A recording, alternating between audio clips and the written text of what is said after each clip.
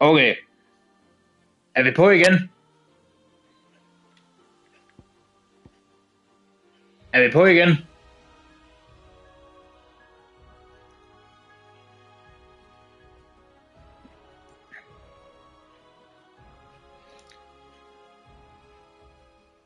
Hvad skete der lige der? Der skete noget mærkeligt. Jeg er ikke helt sikker på, hvad der skete.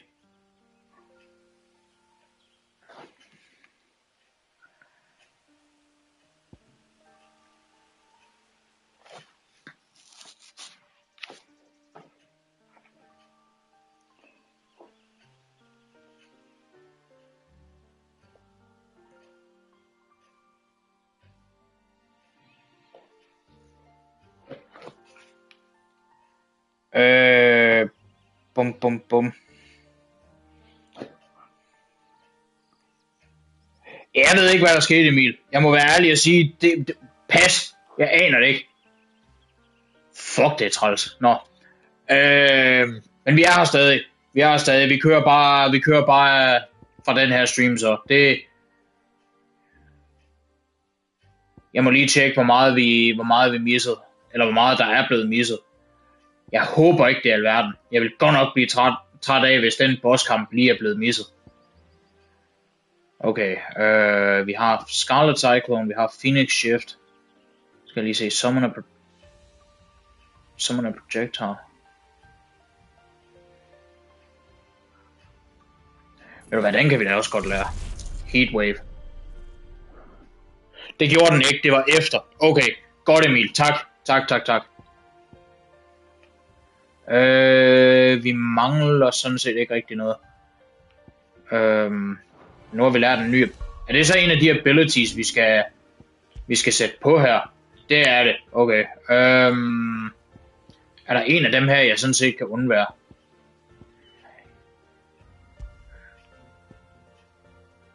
Ved du hvad, jeg har ikke rigtig set nogen fjender, der spytter med projektiler endnu. Så jeg tror ikke Heatwave bliver så nyttig endnu. Det kan hurtigt nå at ændre sig.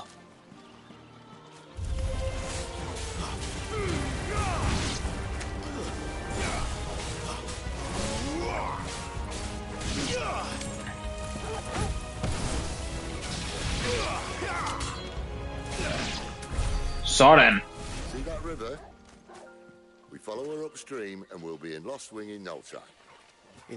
Fedt. Der var en item herover. Det er da godt nok træt af, at den lige pludselig skulle stoppe midt i det hele min stream.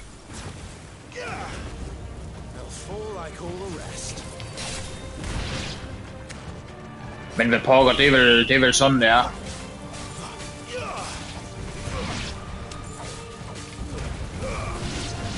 Sådan.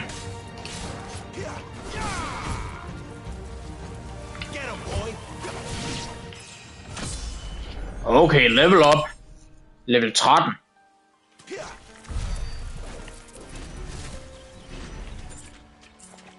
Så nu bliver jeg jo lige pludselig nervøs.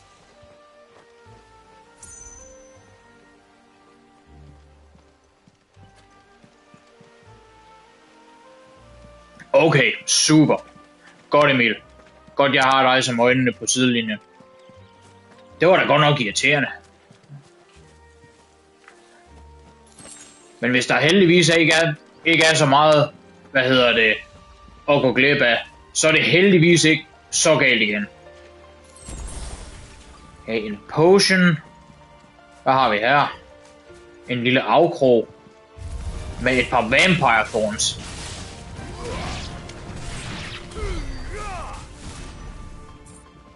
Sådan der. Hvad har vi heroppe? Sharp fangs.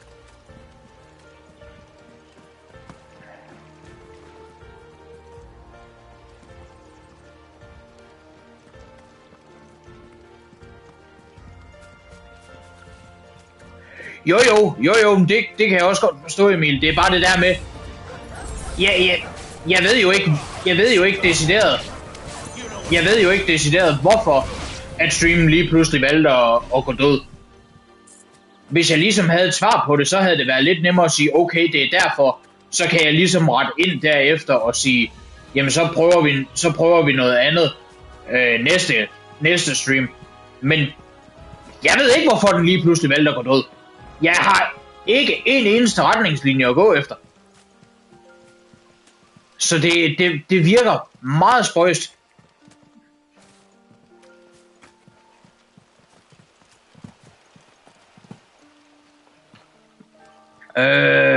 Mangler vi noget hernede af?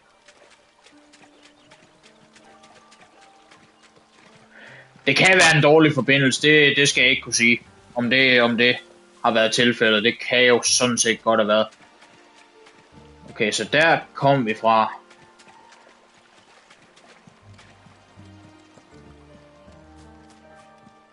Skal vi lige herop og tjekke.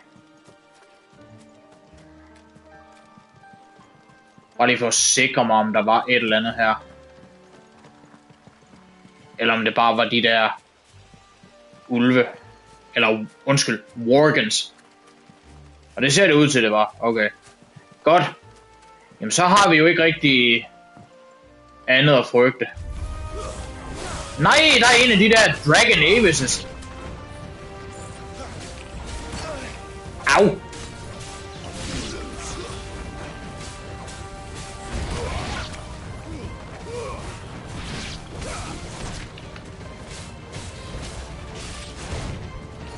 Au.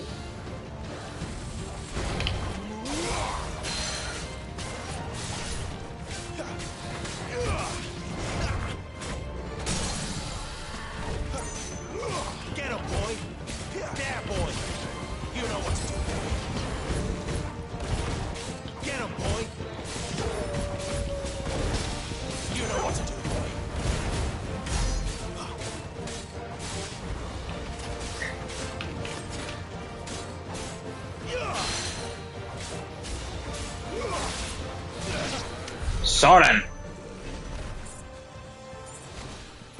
Hvad har vi så herover? Potion. Nice. Og en skattekiste, hvilket giver os en meteorite.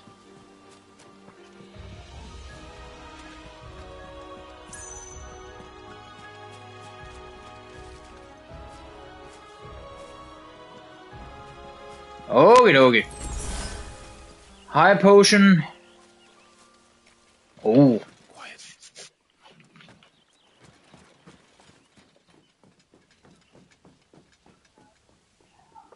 A royal scout. Someone's far from home. Let's follow him.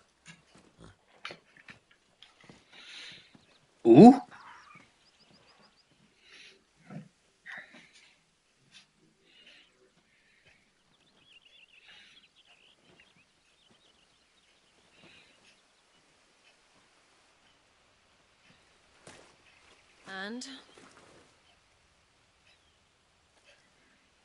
They're just down that way. All of them. Grieger's my witness. Excellent.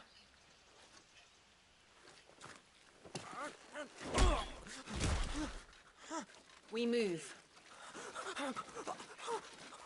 I don't understand. Have I not proven loyal?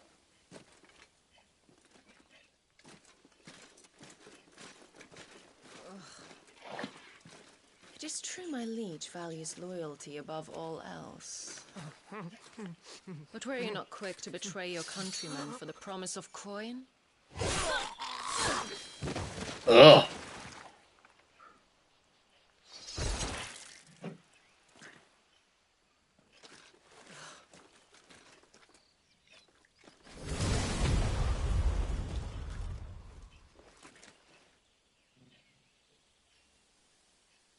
That woman. Benedicta Harmon, commander of Walood's elite intelligences. If we can capture her... You!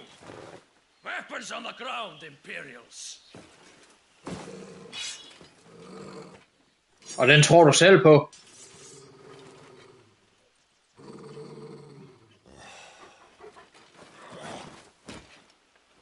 Let's get this over with then.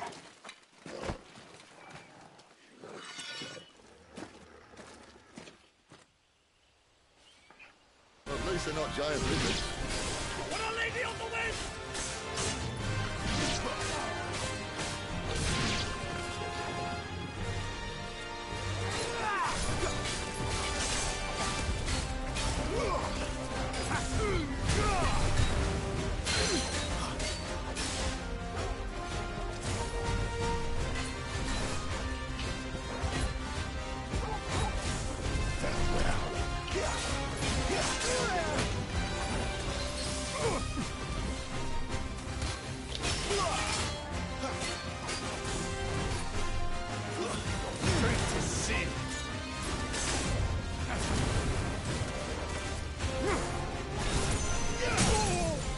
Boom.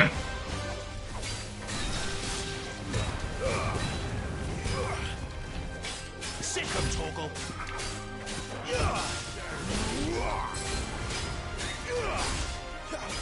You know what to do, boy. Ok. Cinematic clash. When the screen flashes orange like this during a pivotal moment in battle, repeatedly tap square to either press off or fend the attack. Okay.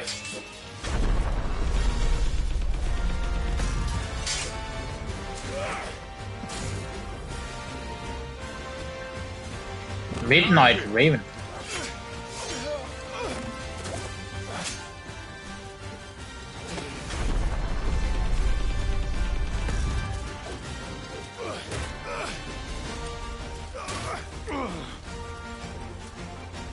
Okay. Right on.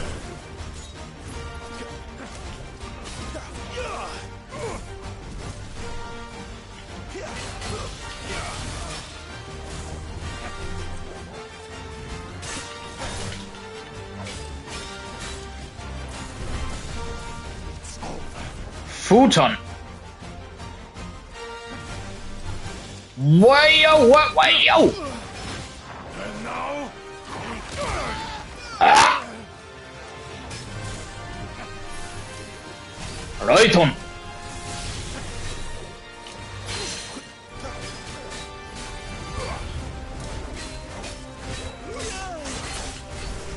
a little help.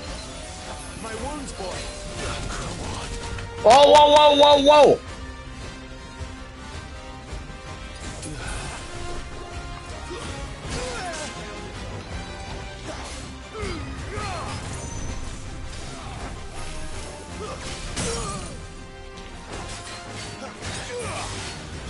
Get him, boy. Keep your distance, boy. Kom så, kom så. Vi har ham, vi har ham, vi har ham.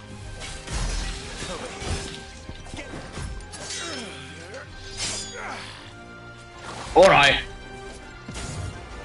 Not this time.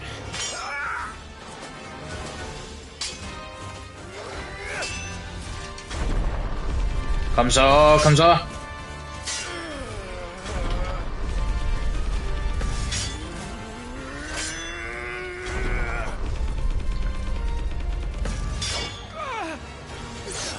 Hook.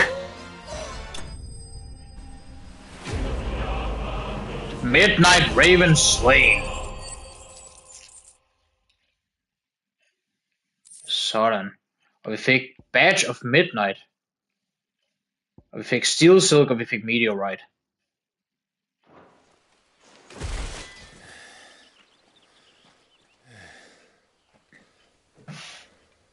They thought we were Imperials. Well, you do look the part. Though you fight like a true shield of Rosaria, and one blessed by the Phoenix at that.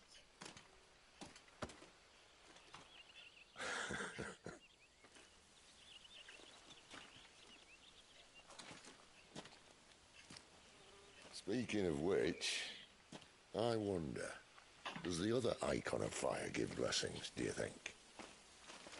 You don't believe me? And lo, the Creator did make of the elements 8 icons to serve as keepers of the one law. Not that I've ever set too much store by holy doctrine, but on that point, it's clear. Fire has always had just the one warden, as of all the rest. A new one can't be born until the previous dies, and even that can take years.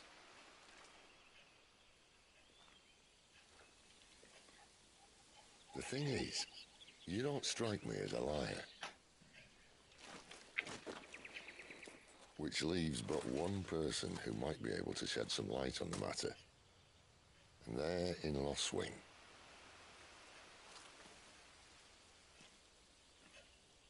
As are our Waluda friends, I would imagine. We should hurry before it gets dark. But what if someone discovers the bodies? Well, and they'll be sorely disappointed.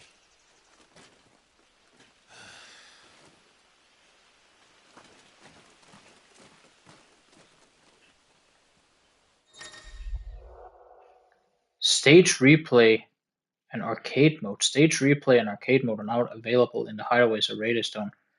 Enter the virtual battlescape for details on each of the new options. Okay.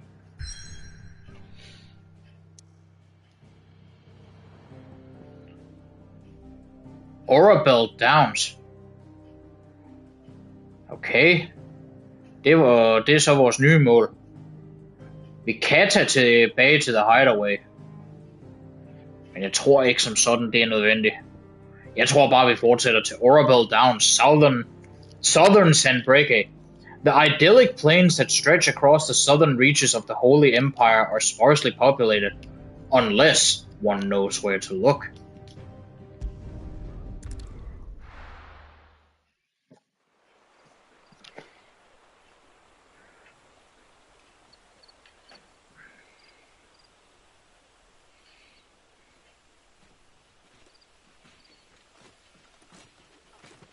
So much for arriving before sunset. Oh, I didn't realize we were this close. Any idea what that is they built the village around? The fallen ruin. I've heard some call it an airship. Though its flying days seem to be behind it. It's a shame, that. You truly think a dominant's waiting for us in that village? My scout has never given me any reason to doubt him. Which is why I think we should hurry. Come on.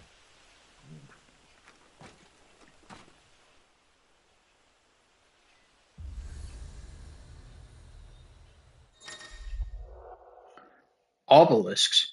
Attuning with an obelisk allows Clive to travel quickly to the location via both the world map and local map. Clive need only approach an obelisk to attune with it. Okay, så det er sådan en slags waypoints. Nice. Louder than words. Okay. Der er ikke rigtig noget nyt om ham der Midnight Raven der. Selvom han var også en rimelig fed boss. Som jeg kunne godt mærke, at jeg var nødt til at koncentrere mig rimelig meget for ikke at dø lige pludselig. The Holy Empire of Sanbreque.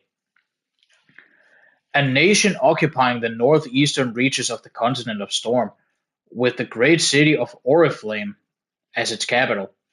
Sanbreque is the realm's largest theocracy, and home to the Mother Crystal Drake's Head. Under the rule of the Holy Emperor, the people of Sanbreque enjoy a life of plenty thanks to the crystal's blessing, where they believe to be a gift from the goddess Grieger herself. The Dominant of Fire, a mysterious figure who was first seen amid the chaos of the Imperial invasion of Phoenix Gate, immediately before the appearance of the second icon of fire, the very icon that slew the heir to the ducal throne. Clive believes this man to be the Dominant who murdered his brother, and has sworn to take his revenge. Obelisk. Ancient relics found across Valisdea. Their construction closely resemble the airships of the fallen, but unlike them they do not appear to have fallen from the sky, rather to have stood in place since time immemorial. They illuminate when Clive approaches, though for what reason it is unknown. After once being lit, they continue to shine with the same blue glow night and day, making them ideal for use as waypoints. Ja, så det er waypoints. Det er de selv lige sagt. Fair nok. This isn't the first time I've seen one of these. Perhaps I can use them as waymarks.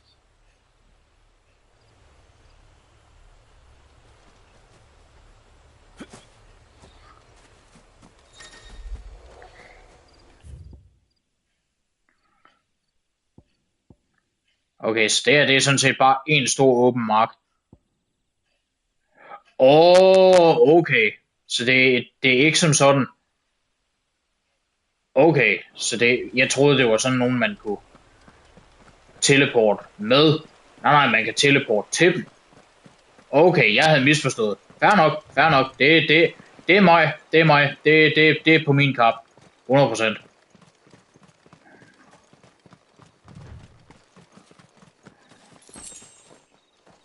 Valley matter.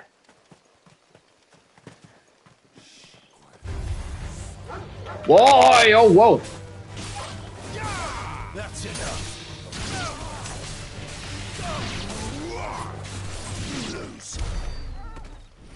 Sådan. Jeg har også en del. 2 sprigs of valley matter. Jeg har også en hel del skill points, jeg skal have brugt. Eller ability points, undskyld. Men er der noget, jeg gider bruge dem på? Magic burst. Use immediately after landing a melee attack to deliver close range magic burst. Den kan jeg sådan set mestre, hvis det skulle være. Jeg kunne også gemme dem, og så prøve at mestre en af de her Phoenix abilities. Som Phoenix Shift. Eller Scarlet Cyclone. Jeg kunne mestre Down Thrust. Stomp. Ved du hvad? Økonomisten i mig siger, det er bedre at få fat i 2 mestrede abilities. Har vi andre spændende steder, vi kan tage hen? Figures up ahead. But are they friends or foes? Jeg kunne godt lidt have en mistanke om, der er ikke så meget venligt over dem. Royal Where do they all come from? Osfair.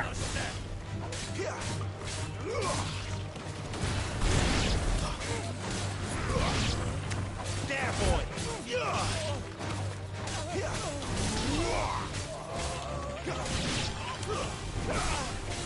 Kan du lære det? Sådan der. Og endnu et level up. Level 14.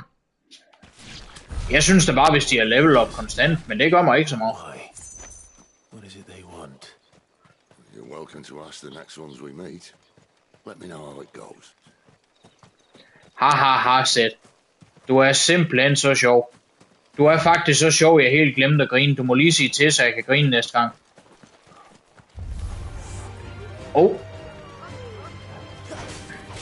Silver Lobo.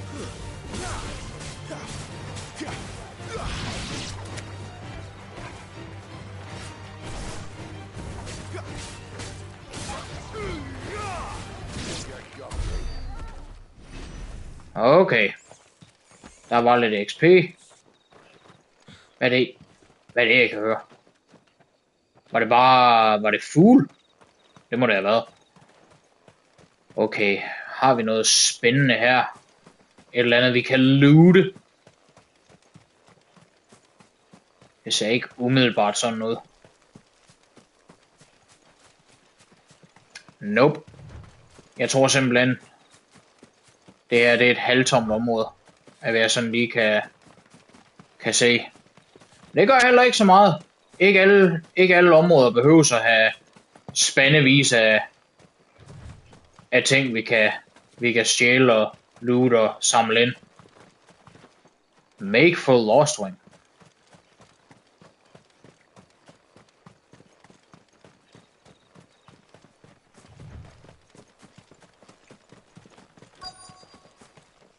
Quest destination nearby. Jamen det var da altid noget.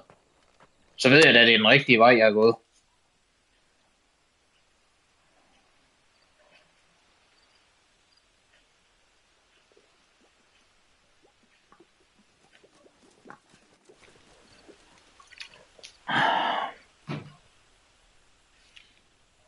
No sign of the royalists. Or anyone else for that matter. It's too bloody quiet. Even for this hour. What do we do now? First we look for my scouts. You start here, I'll circle round the back. How do I let you know if I find him? Good question. Shout? Subtle.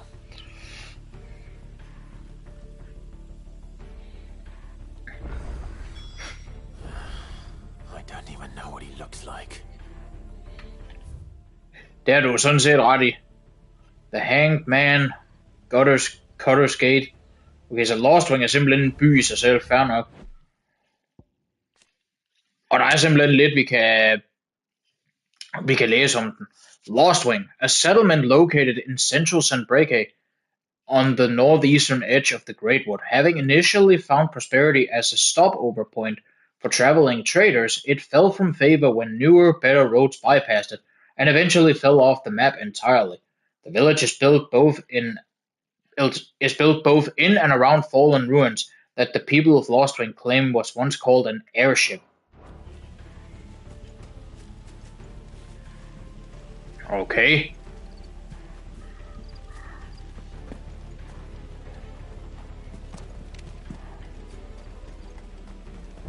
The village can't be completely abandoned, can it?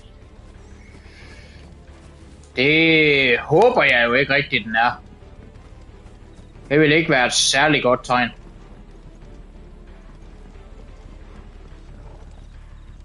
You miss me? I'm flattered, but let's stick to the plan, eh? Ja. Skal da lige have fundet ud af, hvor jeg skal hen af. Udforske Lostwing. That sounds like a child.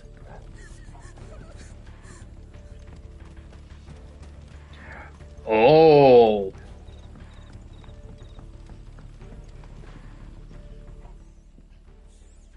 It's all right. I'm not one of them. My friend and I, we're with the Imperial Army, and we've come to help. Do you know where your parents are? In the church. Then I'm going to find them and make sure they're safe. Can you stay hidden here until then? To the church, then. Mod kirken. Javel. Bare lige for at tjekke, om der skulle være nogle items rundt omkring. Det ser ikke umiddelbart sådan noget.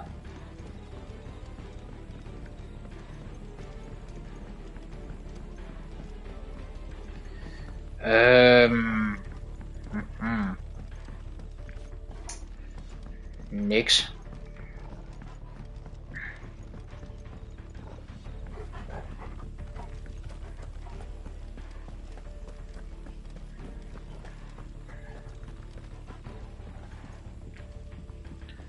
Okay, her er kirken. Hvor er forældrene?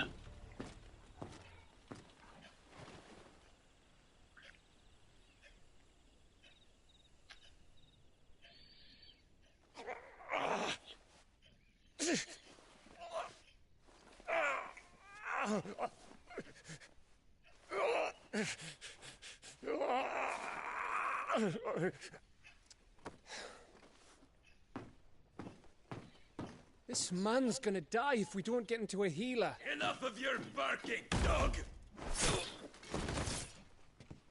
About time. Stand back.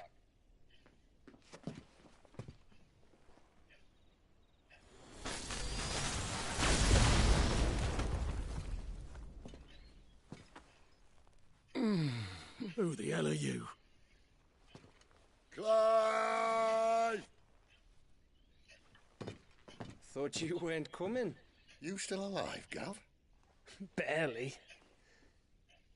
Been doing what I can for the villagers, but... I thought you were joking. It's all right. He's with me. Is this everyone? No, there were others. A pair of royalists came for the bearers just before you arrived. Was a dominant among them? Maybe. It's not like he was holding a sign.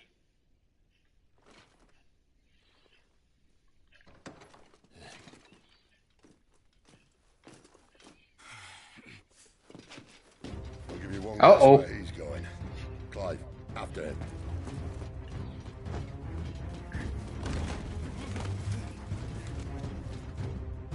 Så skyd ham der ned, for fanden.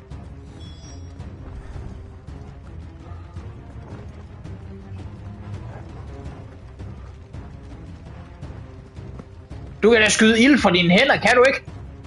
Og det er ikke det at smide en ildkugle i nakken af ham. Clive altså.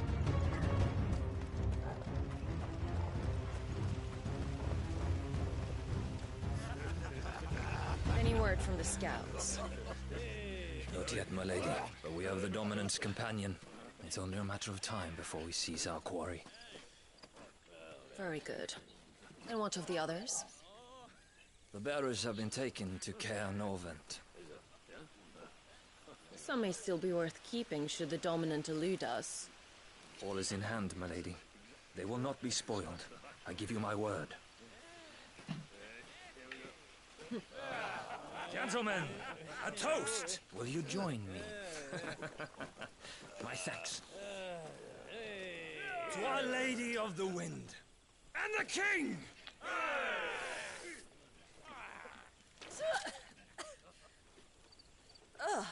The Imperials drink this piss? Well, it would go some way to explain their breath. The Lady Benedicta! Imperials!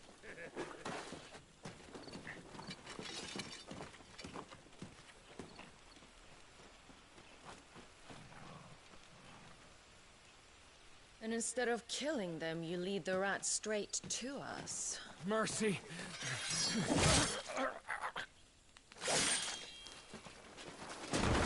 Hun er da virkelig ikke samarbejdsvillig, hende der. Look what we have here, boys. An Imperial bearer. Good. I was getting bored.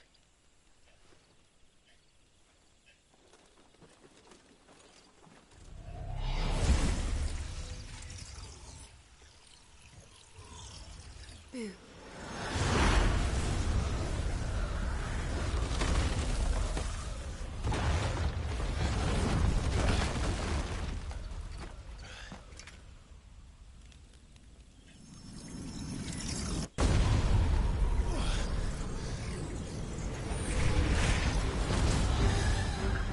Pralhals. Where did... Endelig. Dance, Chira. What is that thing? If this means what I think it does, Sid has some explaining to do. Not this time.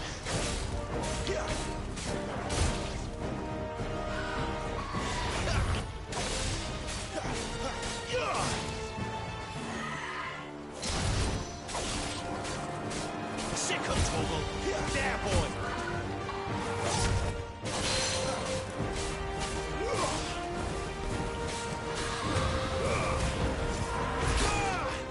Au.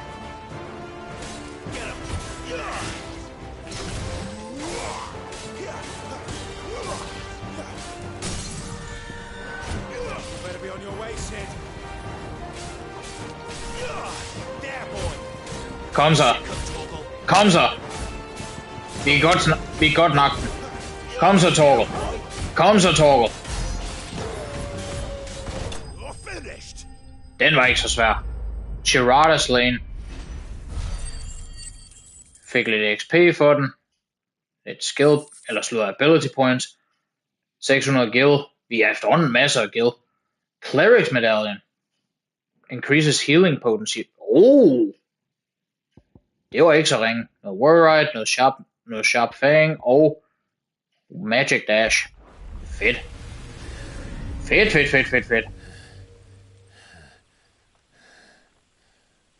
You've got some fight in you, even for a branded.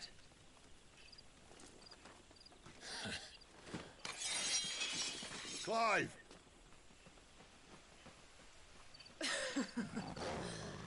Look who's here to save the day. Is this how you recruit all of your charges? Don't recall you complaining, Benedicta.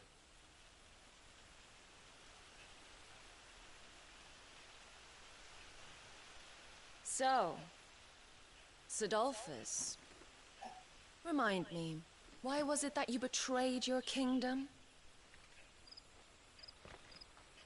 I asked you a question, Lord Commander. Why? Because I'd had enough of you and your king's antics. And yet here you are, stealing my branded. What are you plotting? As if I'd tell you.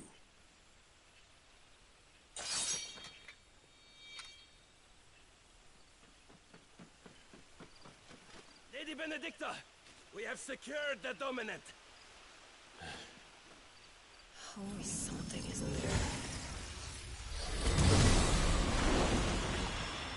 Og jeg troede lige, hun ville smide endnu en charade i hovedet på os.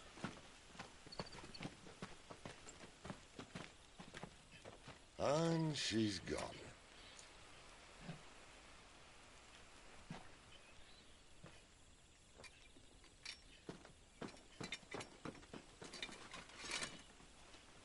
Did she say where she was going? No. Then we head back to Lost Wing. One of the villagers may have heard something. Ja. Can't just... Which is why I sent Gav.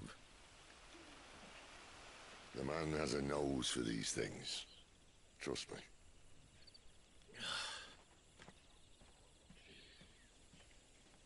Ja, altså et eller andet sted kan jeg godt forstå Clive. Men Sid har 100% mere ret i den her. Det giver ingen mening bare at løbe i blinde.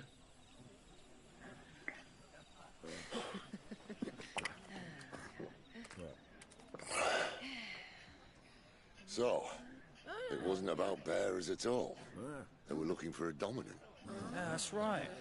Thought we were hiding the bastard. Like any of us would keep a monster like that under our roof. Oh, no offence. When no one talked, they started rounding up everyone with a brand. And then everyone without one and all. And locked you in the cellar, hoping sooner or later someone would break.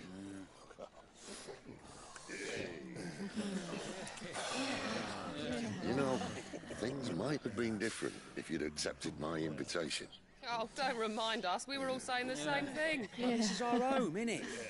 Don't mean we won't out when we can, though. And that, I'll drink to.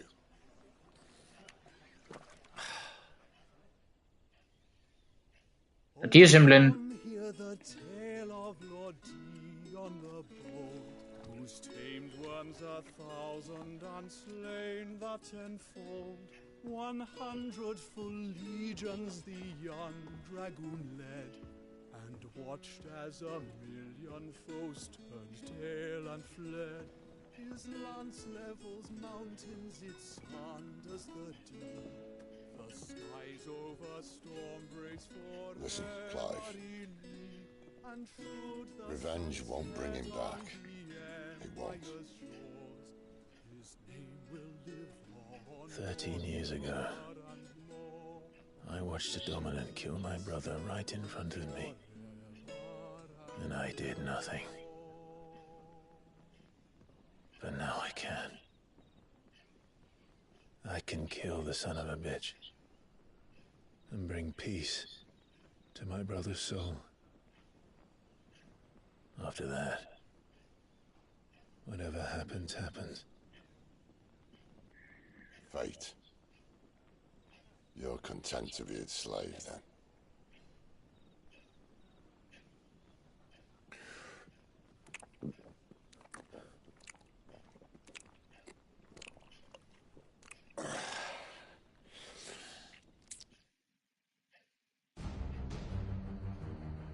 Meanwhile... His radiance would have us believe the Imperial host invincible. Yet here we find the Empire's cornerstone teetering on the backs of a handful of cowards and cutthroats. Well, Bahamut may lead 100 full legions. Could it be that the young prince defends a house of cards ready to topple at the slightest breeze? Tell me something. Why do you not resist? Within you lies the power to slay gods. The phoenix perished in your flames. Yet you do not fight. You do not flee. You refuse your gift.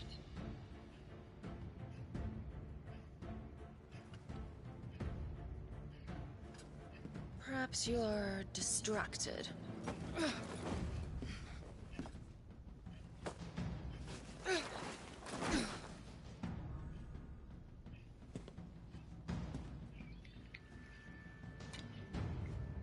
My offer still stands.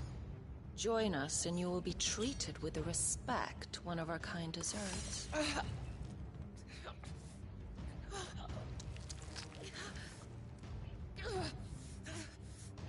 Lord Margrace, don't!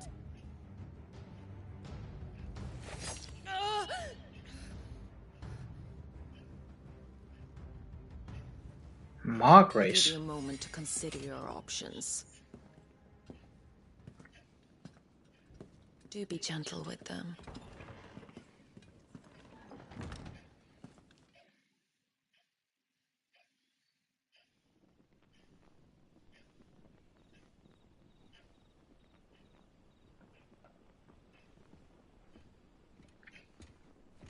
Clive. Wake up. Gav's back.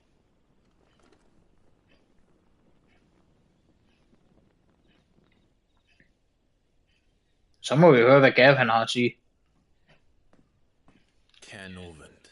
One of the Empire's outlying strongholds, though apparently not strong enough to keep out the royalists. The captured bearers are inside. I'm sure of it. If Benedicta's orders are to stay in the shadows, she won't be traveling with many men. Meaning, she'll be keeping her prisoners together and close by. Including the dominant. So, we find a way into the fortress and conjure a bit of chaos. What about me? Excellent question, Gav. You will wait outside the care and guide those I free to safety. And miss all the fun. Why can't he do that? Clive doesn't have your nose. He'd stumble off a cliff before he even found the men. Come on, Gav. You're the best man for the job. Well, when you put it that way. Suppose I'd better scout ahead for any surprises. Don't you let him down. I won't. All right. Shall we? Not so fast. We wait until tomorrow. But he's right there. And if we leave now, we'll arrive just as the sun comes up. Maybe join the guards in breaking their fast. Come on, Clive. They only just took the place. They'll be there a while yet. We've got one chance at this. You don't want to waste it, do you? No.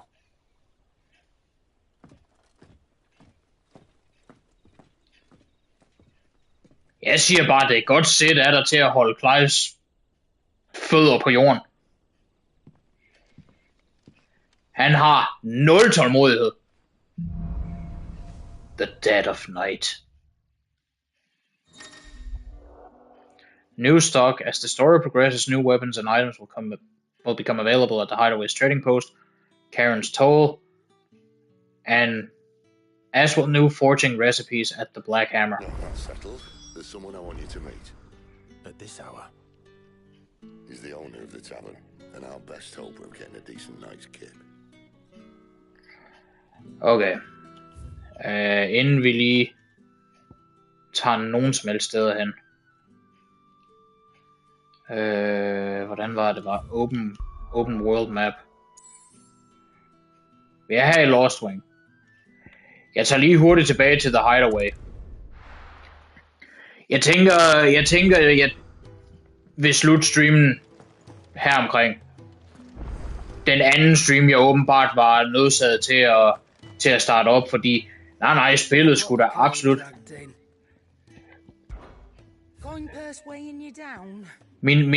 Min stakkels forbindelse skulle da nødig lide overlast. Ej, jeg joker selvfølgelig. det er lidt træls, at jeg ikke rigtig kan finde ud af, om det var en dårlig forbindelse, eller hvad det lige er. Men der er ikke noget at gøre ved det. Vi har trods alt fået en rimelig god stream ud af det, vil jeg selv sige, så... Nå. Vi skal i hvert fald lige have stokket op på nogle potions. Ja, Karen, rolig nu. Du er trods alt ikke ældre, end du kan nå at vente lidt. Gear. Hvad har vi? Vi har alle de her mærkelige, timely halløjsager. Badge of Might, det var den, vi skulle have equippet. Og så Cleric's Medallion. Yes. Og så har vi selvfølgelig lidt sager her. Kan vi opgradere? Kan vi opgradere det, vi har? Wolfskin Sash.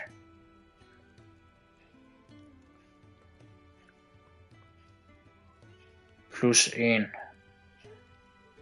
Ja. Lad os. Og så har vi Travelers Bands. Og der mangler jeg godt nok nogle Sharp Fangs, men dem kan jeg vel finde i The Great Wood. Går jeg ud fra.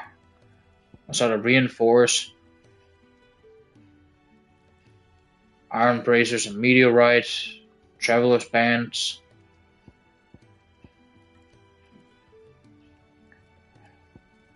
Der skal jeg stadigvæk have lavet de der Travelers Bands, eller have købt dem om ikke andet.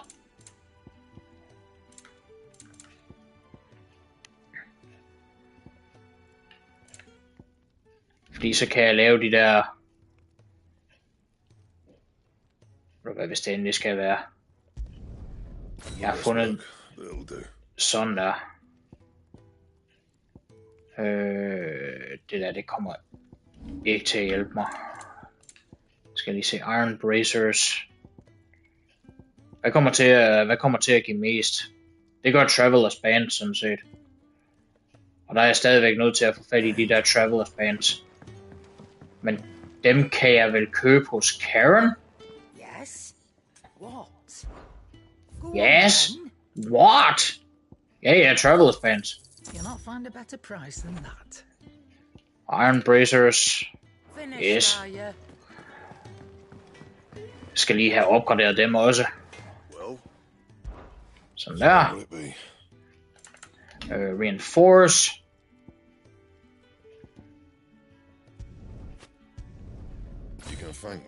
Sådan der. Dress to the Fives. Har jeg lige fået et trophy, der hedder.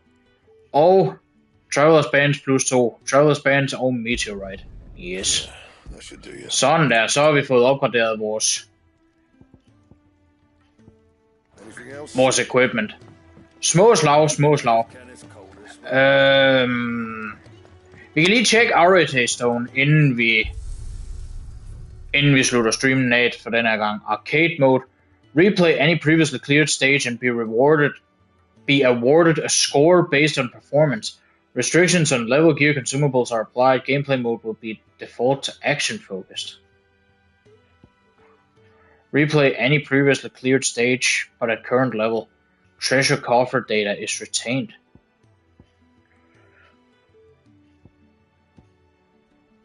Stage replay.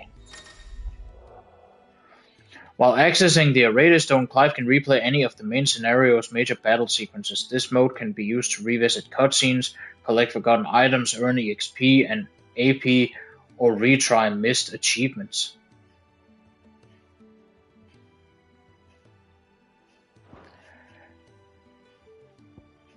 Okay, kan jeg ikke bare tage direkte til The Great Wood? In arcade mode, you can re-challenge previously completed stages and be scored on your execution. Points are awarded for performance in battle. The more complex your battle techniques, the higher your score, the better your overall rating. A time limit. Okay.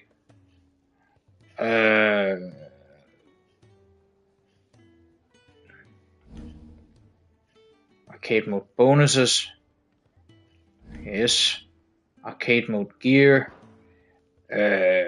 okay, det ser ikke ud til, at der som sådan er nogen decideret ting, man kan unlock udover selvfølgelig at være den højeste på scoreboardet. Men kan jeg ikke bare besøge The Great Wood? Hvis jeg sådan står og savner... Det ser ikke ud til, at der er nogle nye sidequests.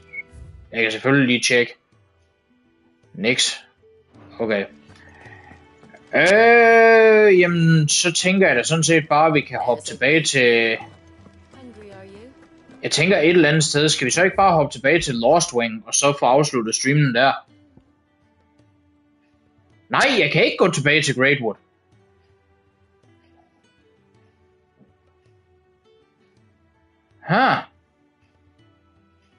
Underligt.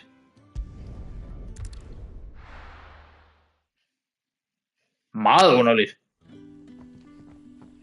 Nå. Ja. Jamen, jeg tænker bare, at vi stopper streamen her. Det var selvfølgelig, som sagt, lidt ærgerligt, at det var nødt til at blive splittet op i to streams. Jeg havde lidt håbet på at kunne holde det til én stream, men det var trods alt en mindre upser, og det var ikke noget, der påvirkede, så vidt jeg lige kunne forstå. Så det er ikke noget, jeg vil hænge mig yderligere i. Jeg har bedre ting at bruge min tid på. Jeg vil sige, indtil videre, så har Final Fantasy 16 faktisk vist sig at være imponerende for mit vedkommende. Men som sagt, skulle jeg endelig vælge mellem det her og et klassisk Final Fantasy RPG, så havde jeg nok valgt et klassisk Final Fantasy RPG. Det her er et super fint actionspil. Det har nogle okay fine RPG-elementer indblandet i dets gameplay. Det skal jeg slet ikke pille ved. Jeg har bare lidt svært ved at se, hvor meget Final Fantasy der rent faktisk er i det. For mig, der bærer det navnet Final Fantasy, men det bærer ikke essensen af et Final Fantasy-spil. Hvis folk forstår, hvor jeg vil hen. Men alt i alt, super fint spil. Det skal der slet ikke pilles ved, og jeg glæder mig til at spille mere af det. Det skal slet ikke hedde sig andet. Men indtil da, så har jeg andre ting at give mig til. Jeg vil sige tak til Mia og Emil, fordi de kiggede forbi, og jeg vil sige tusind tak til dem, der kommer til at se den her stream, både nu og i fremtiden.